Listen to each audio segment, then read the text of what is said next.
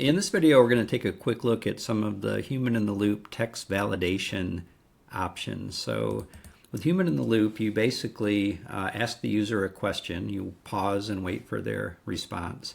Now, there are different types of questions. You can have text input, which is just a text field. You can have text area, and you can have select. In this case, we're just going to look at text input. And with text input, it has different formatting options, and it will require the user to enter information in a certain way if one of those options is set. So in this first one, we just say enter some text. We don't have any formatting options, so they can basically enter anything they want. In number 2, we require a URL. Next, we require an email address. Next, we require an integer, and then a decimal, and then a phone number, and then hexadecimal color, which is interesting, and then a date, and then date and time.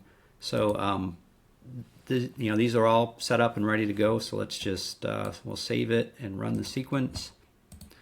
Okay, so enter some text. So here I can just enter anything I want. Next, enter a URL. So if I try that in this case, it's going to stop me and require that I enter a URL. So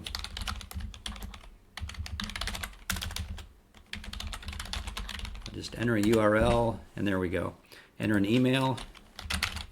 Again, it requires an email address. Okay, enter an integer. If I go 5.2, nope, doesn't do it. If I go 5, yes, it will. Enter a decimal. That time it accepts 5.2. Enter a phone number. It'll tell me, please enter a valid 10-digit phone number. No dashes, so 704-555-5555. Okay, there we go. Hexadecimal color.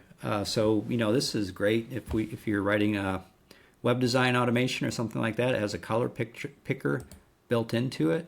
You can browse the interface like that. You can even go and use the eyedropper anywhere on stage. So if I wanted to grab this purple from my Avairto logo, I can do that, and it populates that area. Enter a date. This actually is a date picker built into it, so you're always sure of getting a valid date. Enter date and time. Same thing, starts with a date picker, and then you can get your time. And that's it. So at that point, it collected all those values, and everything has been validated, and you're collecting the correct format from each of those fields.